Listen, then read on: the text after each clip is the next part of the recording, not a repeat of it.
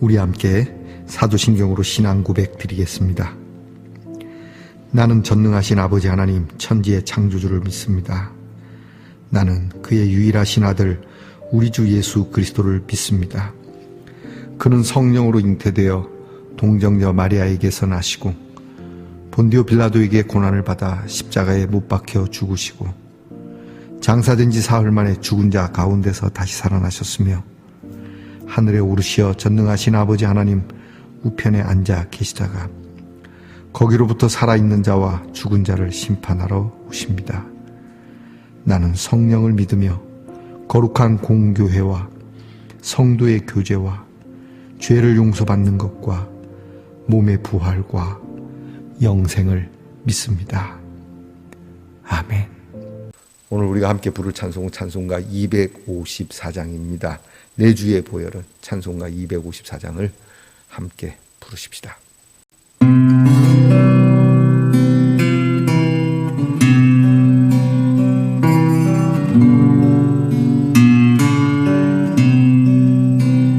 내 주의 보혈은 정하고 정하다. 내 죄를 정케 하신 주 날 오라 하신다. 약하고 추해도 주께로 나가면 힘 주시고 내 주함을 곧 씻어주시네. 내가 주께로 지금 가오니 십자가의 보혈로 날 씻어주소서. 날 오라 하시는 온전한 믿음과 또 사랑함과 평안함 다 주여 함이라. 는 죄인 못받아 살 길을 얻었네. 한없이 넓고 큰 은혜 베풀어 주소서. 내가 주께로 지금 가오니 십자가의 보혈로 날 씻어주소서. 그 피가 마음속에 큰 증거 됩니다. 내 기도 소리 들으사 다 허락하소서. 내가 주께로 지금 왔으니 십자가의 보혈로 날 씻어주소서.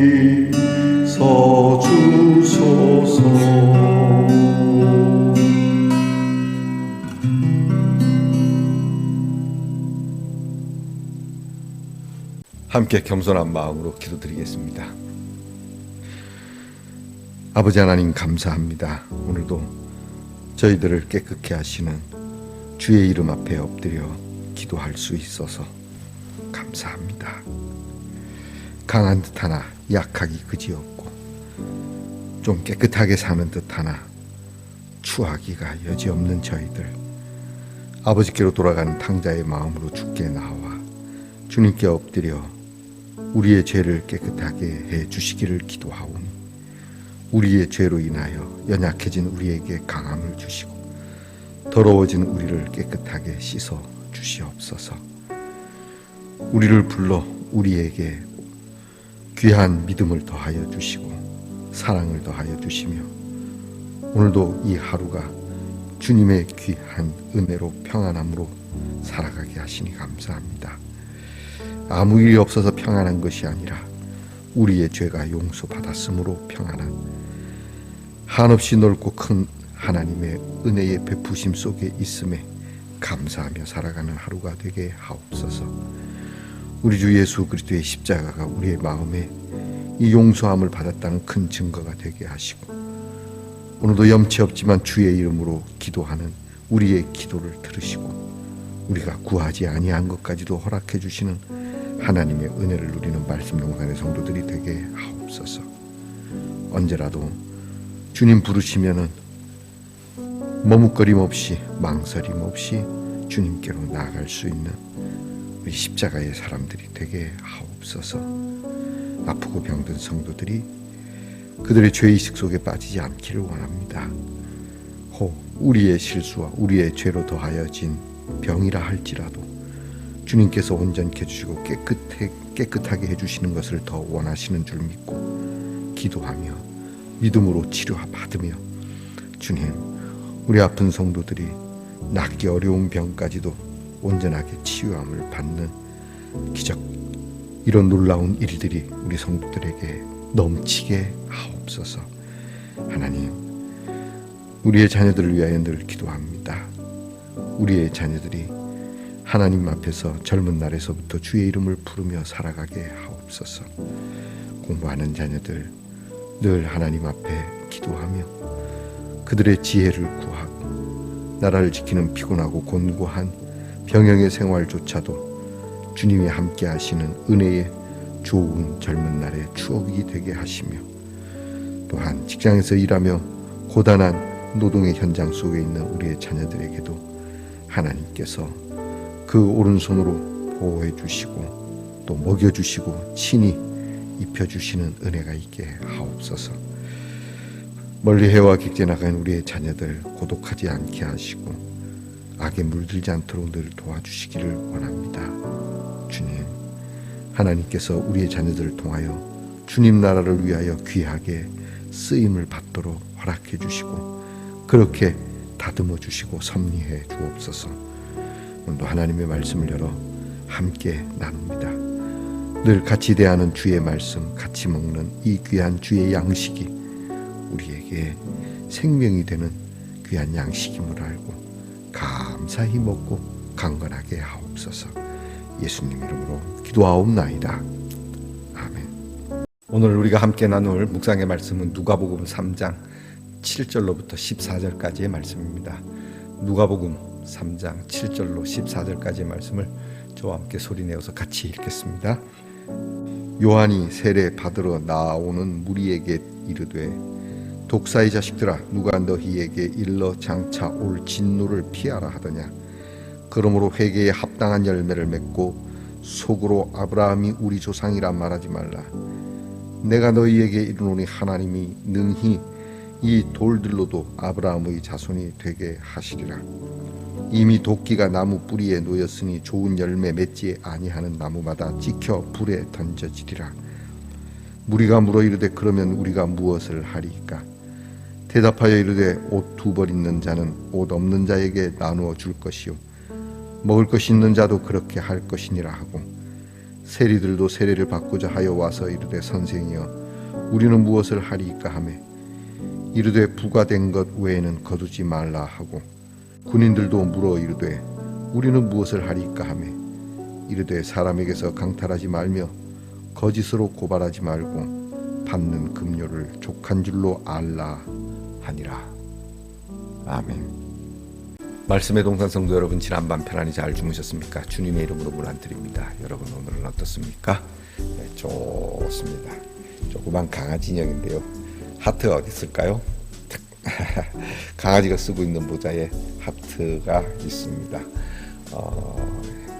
이게 IONG인데 I love NG 이런 걸까요?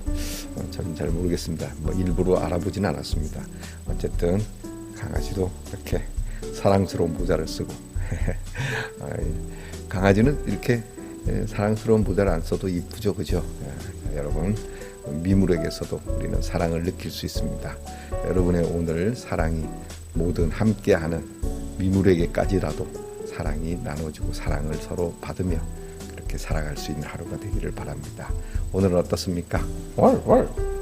좋습니다. 누가복음 13번째 시간입니다. 오늘 말씀에는 세례 요한의 엄청난 일가를 하는 그런 무서운 말씀을 우리가 보게 됩니다. 심판에 대한 말씀이죠. 도끼가 이미 나무 뿌리에 놓였다. 이제 열매가 없으면 이 나무는 찢겨지게 될 것이다. 이 나무는 우리 한 사람 한 사람을 이야기하는 것이고 도끼는 하나님의 심판을 얘기하는 것이죠. 열매가 없으면 끝장이 나는 상황. 하나님이 원하시는 열매가 무엇일까? 자, 이게 나무를 심은 상황에 도끼를 놓지는 않습니다. 나무를 심고 결실이 있어야 하는 그러한 상황이죠. 그런데 결실을 오래 기다리신 듯 합니다. 반드시 맺어야 하는 결실이 있어야 하는데 오래 참고 기다리시다가 드디어 도끼를 놓고 하나님께서 마지막으로 하시는 말씀이 이 세례 요한이 전하는 겁니다. 오늘 성경에 보면 세례 요한은 다가오실 예수님, 하나님의 귀한 구원이자 곧 심판이 다가오는데 너희가 무엇을 할 것이냐. 오늘 말씀 무섭죠. 이 독사의 자식들아. 대놓고 일단 욕부터 합니다. 그렇죠? 그러니까 세례를 받으러 오는 무리들입니다. 그러니까 세례 요한은 회개의 세례를 전하는 사람이었으니까 회개하러 오는 사람들이죠. 하나님 앞에 내가 정말 용서함을 받아야 되겠다.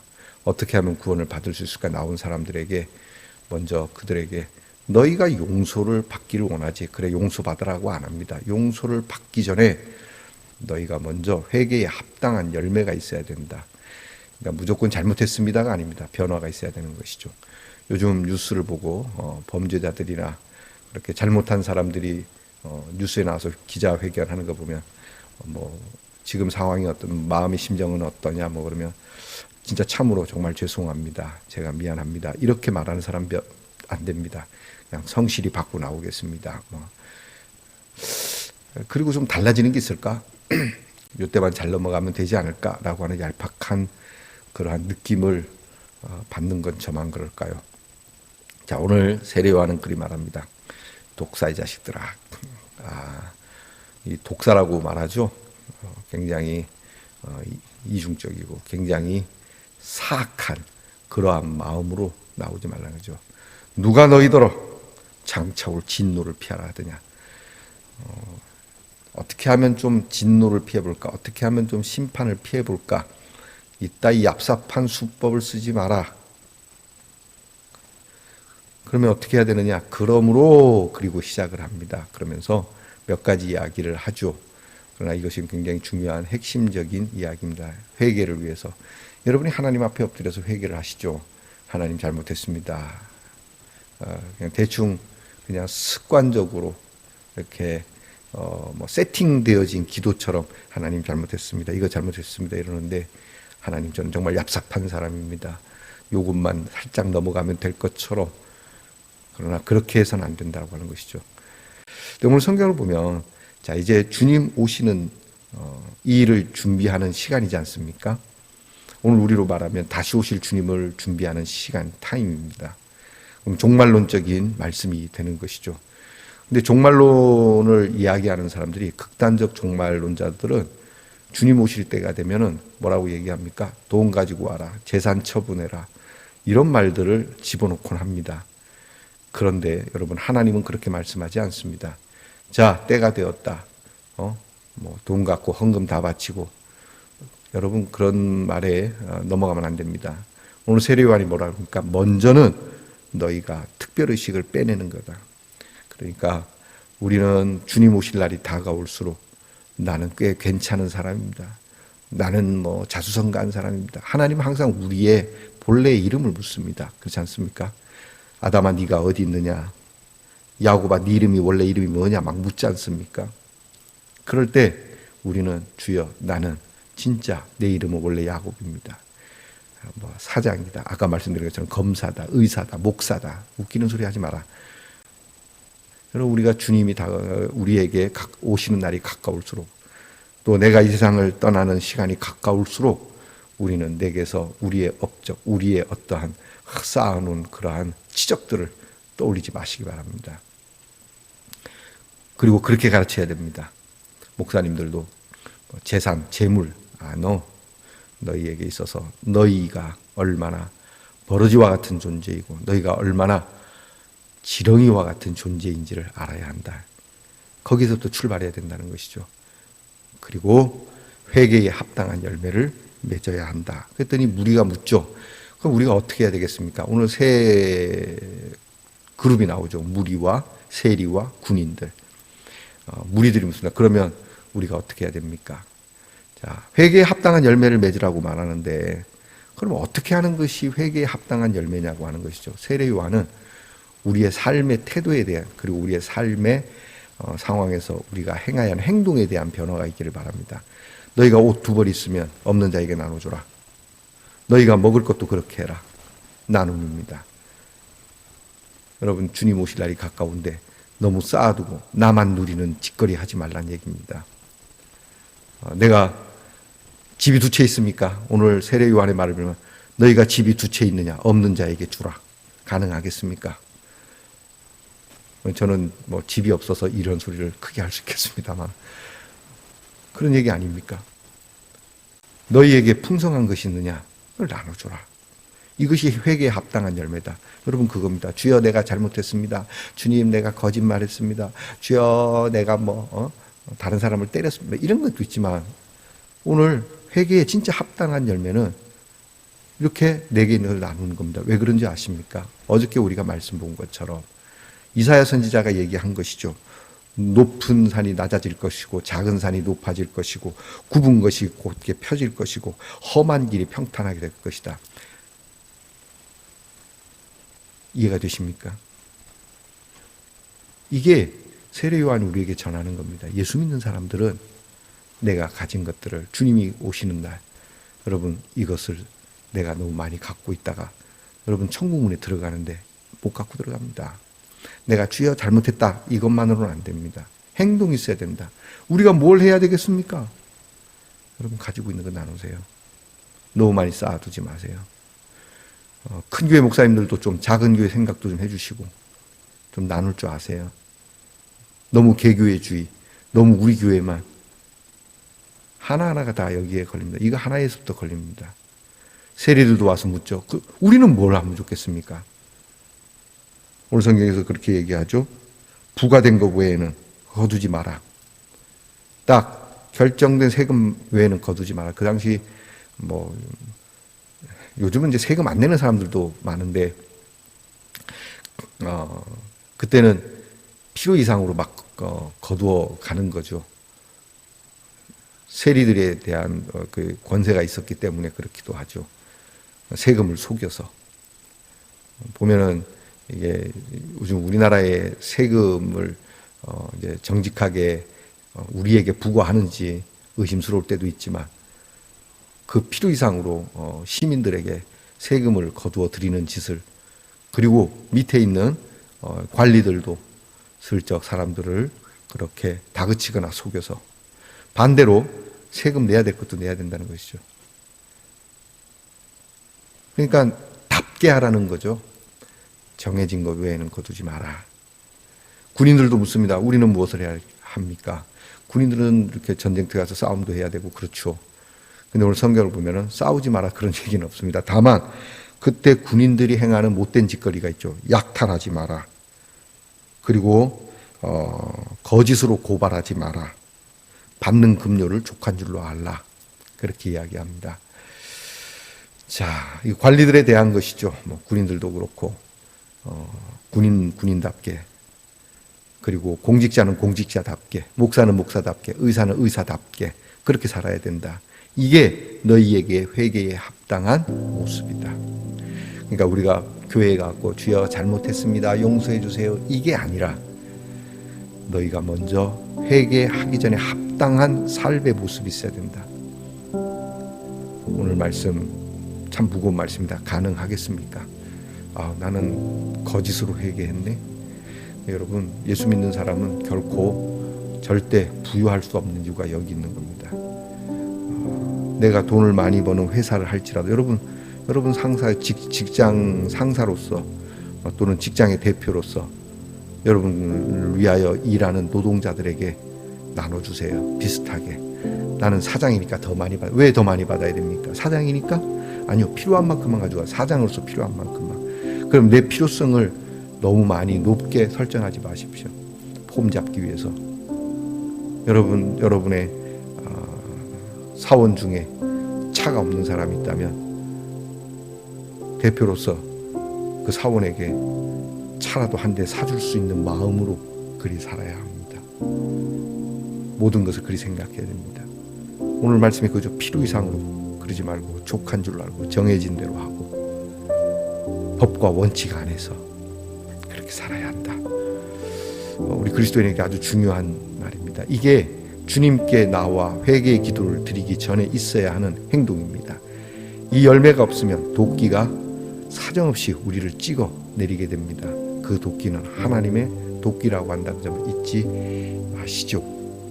자, 사랑하는 성도 여러분, 오늘 저와 우리 말씀 동산의 성도들은 이 말씀을 정말 굉장히 중하게 받아야 합니다.